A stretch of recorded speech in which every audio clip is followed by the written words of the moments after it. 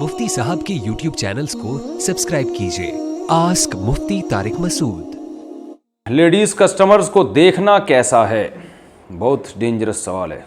लुकमान साहब लाहौर से पूछते हैं, कपड़े की दुकान पर जब काम करने आते हैं, अब लुकमान साहब अगर आप शादीशुदा हैं तो अब आपकी खैर नहीं है घर में।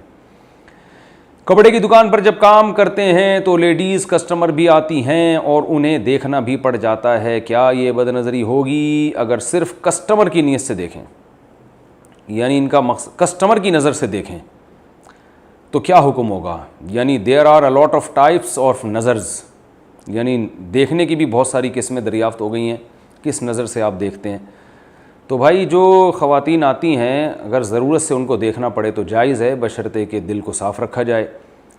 और अगर आपको देखने से कोई बुरे ख़यालात आ रहे हैं तो फिर जायज़ नहीं है, लेकिन ज़रूरत से देखने की इजाज़त है, क्योंकि पर्दा असल में औरत पे फ़र्ज़ है।